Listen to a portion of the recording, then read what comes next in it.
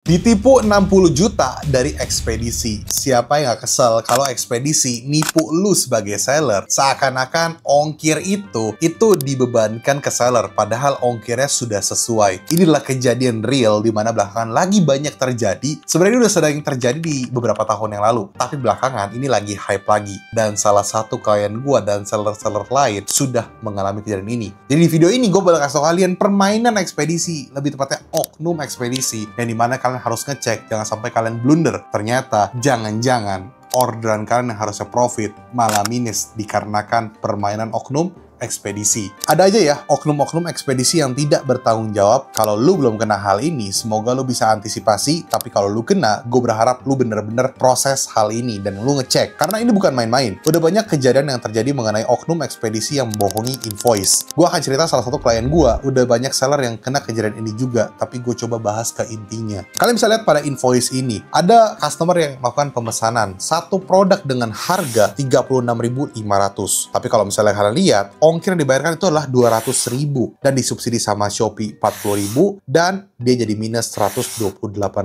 Seller ini mendapatkan customer pengiriman dari Jawa Timur Kota Malang ke Kalimantan Selatan Kota Banjarmasin, yang dimana regular itu 29.000 dan kalau hemat 21.200 dengan berat kurang dari 1 kilo, yang dimana ongkirnya tadi bisa kita lihat di bawah 30.000. Tapi kenapa di invoice ketika pesanan sudah selesai malah jadi minus 128.000, yang dimana ongkos kirimnya 200.000, 40.000-nya disubsidi Shopee. 200.000 ini dari mana? Padahal beratnya kurang dari 1 kilo. Jadi klien gue mendapatkan customer yang membeli satu produk dengan berat paling nggak sampai 2 kilo ya. Jadi kalian bisa lihat tadi pada foto-foto yang gue lampirkan. Jadi intinya ini 200.000 dari mana ya? Kalau misalnya kita lihat lebih detail, kalian bisa lihat harga produk itu 36.500 malah jadi minus 128.413. Dikarenakan ongkir 200.000 dan disubsidi 40.000 Shopee, dan seller jadi harus membayar 160.000. Permainan gak masuk akal oleh oknum ekspedisi. Dan akhirnya karena penasaran, si klien gua ini, atau mungkin salah seller lain, itu akhirnya buka di laporan keuangan atau laporan penjualan. Dan ternyata pas dilihat, minusnya 60 juta. Dikarenakan ada permainan-permainan seperti ini. Ketika seller sudah mendapatkan banyak orderan, biasanya mereka itu tidak ngecek pesanan mereka. Dan mungkin saja masih banyak seller yang belum punya tim untuk ngecek hal-hal kayak ginian. Tapi ternyata malah jadi keblunderan. Sebenarnya bukan salah sellernya juga, tapi ya bisa bilang kita salah juga lah. Tapi yang salah itulah oknum ekspedisinya. Kenapa lo bermain curang? Dan untuk seller, salahnya karena nggak ngecek. Tapi menurut gue, ya gue masih mewajari lah, karena gue adalah seller juga. Kalau misalnya seller mendapatkan orderan yang lagi rame, kadang fokusnya ke orderan. Jangan sampai batal, karena nanti kena penalti. Belum lagi ngurusin SDM, belum lagi ngurusin promosi marketing. Terkadang kita kelupaan untuk ngecek hal-hal kayak ginian karena kita merasa sebenarnya aman. Sudah jelas kok ongkirnya dan aman, dan ternyata blank. Kena permainan oknum ekspedisi. Ini fresh banget ya kejadiannya, dan gue akan kasih tahu faktanya. Fact. Mungkin ini akan muncul asumsi-asumsi liar, jadi gue harus clarify dari sekarang. Seller ini tidak pindah gudang karena masih di gudang yang sama dan tidak pernah ada kendala semacam ini. Yang kedua, produk ini benar hanya 1 kilo, tidak lebih dari itu. Karena produk ini hanyalah produk dengan ukuran biasa dengan material plastik ringan dan hanya kurang dari 1 kilo. Volume dari berat, tidak sama sekali. Tidak ada volume karena hanya pembelian 1 piece aja. Jadi gue asumsikan kalau lu punya asumsi-asumsi liar, tadi udah gue klarifikasi bahwa tidak ada hal-hal kayak gitu. Tidak pindah gudang, memang beratnya terbukti kurang dari 1 kilo dan tidak volume, karena produknya nggak gede kok. Kita asumsikan jangan-jangan ini salah seller, beratnya salah. Ya walaupun udah gue bilang selama ini aman, ya karena beratnya memang udah sesuai. Seller tersebut berlokasi di Malang dan dapat customer di Banjarmasin. 1 kilo regular hanya 29.000, kalau hemat 21.200. Terus kenapa bisa jadi 200.000? Yang berarti beratnya hampir 7 kilo. Tidak masuk akal. Jadi banyak kasus scam kayak gini, dan belakangan lagi hype banget. Gue nggak ngerti, ini permainan dari gerai ekspedisinya, dari pusatnya, atau mungkin dari oknum-oknum, atau dari adminnya. Gue nggak tahu, karena ini harus benar-benar diteliti, dan gue harap kalau misalnya banyak seller yang mengalami kejadian kayak gini, bisa speak up, supaya dari pihak marketplace juga bisa ngecek, dan bisa tahu salahnya di mana. Karena ini kesannya takutnya sellernya yang membohongi. Karena kan banyak juga ya seller-seller yang membohongi berat. Tapi ini case-nya beneran, sellernya nggak salah sama berat. Karena biasanya aman-aman aja, dan belakangan baru kejadian kayak gini. Belum lagi kita dapat orang-orang yang berpura-pura sebagai RM atau official e-commerce memberitahu bahwa toko kita kenapa-napa. Terus suruh klik, masukin email, password, dan OTP. Ternyata itu scam. Akhirnya kena hack akun toko kita. Tapi ini masih bisa kita hindari asal kita teliti untuk tidak sembarangan klik link atau percaya dengan oknum kayak gitu. Tapi ekspedisi, ini internal bro. Jadi ini adalah permainan nakal oknum ekspedisi yang seenaknya mengubah berat seakan-akan kamu salah masukin berat. Dan ini biasanya kena ke seller-seller yang besar karena mungkin biar sulit dideteksi karena seller gede biasa nggak gitu ngecekin hal-hal kayak ginian. Tapi ternyata kalau nggak ngecek, zong, dan ada aja permainan oknumnya. Solution, kalau lu mengalami kejadian seperti ini atau mungkin temen lu atau mungkin lu tadinya aman-amannya nih, setelah lu cek lu kena. Nah, gue punya solusi buat kalian. At least kita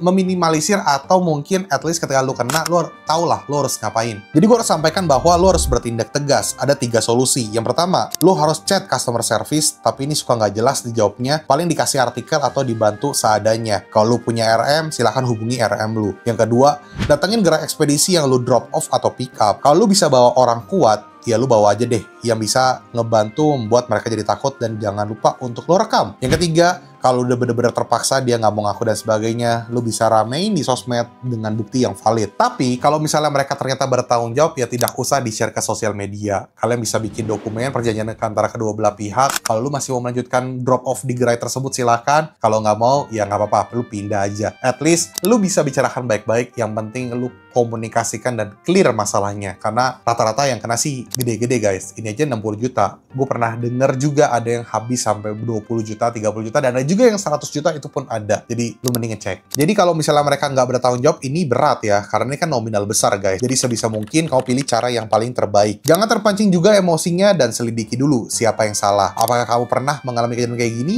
Komen. Gua seller, kalian adalah seller. Kita juga pasti udah enak banget dan kesel banget ya. Kita udah pasti emosi banget. Kita udah capek-capek. Kita urusin packingan, nyetok produk, ngurusin produk baru, ngurusin karyawan, operasional, dan sebagainya.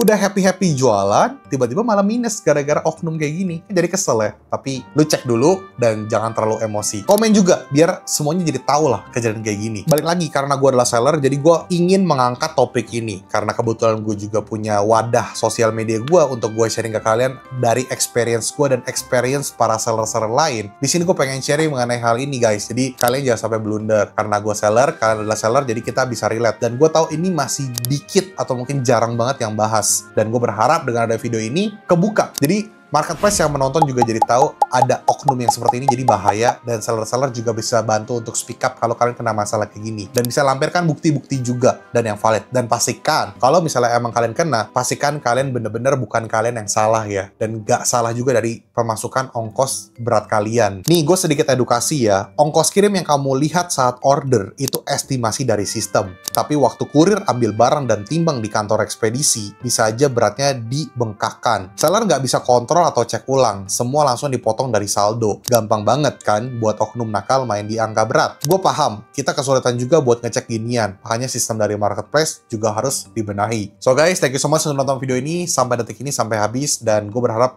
semoga kalian tidak banyak yang kena. Dan gue percaya pasti ada yang kena. Dan kalau misalnya kalian terbantu, boleh tolong di-share ke teman-teman kalian, saudara kalian mengenai video ini. Karena ini penting banget untuk kalian ngecek. Dan well, good luck guys. Semoga kalian tidak kena. Sekali lagi gue ucapkan jangan lupa untuk like, comment, dan subscribe. Dan jangan lupa untuk nyalakan notifikasi biar kalian tidak ketinggalan video terbaru dari channel YouTube Rio Gandhi. Dan buat teman di sini yang pengen beli digital course gue, bisa ke link di bawah ini. Dan buat teman di sini yang tokonya pengen gue cek, iklannya pengen gue urus, marketingnya gue urus, atau mungkin gue kasih produk analisis dan sebagainya, bisa hubungi ke nomor di bawah ini. Atau mungkin toko kalian pengen dibedah secara online, offline, ke kantor kalian, kota kalian, negara kalian, juga bisa hubungi ke nomor tersebut. Sekali lagi ucapkan terima kasih. Rio Gandhi, peace out.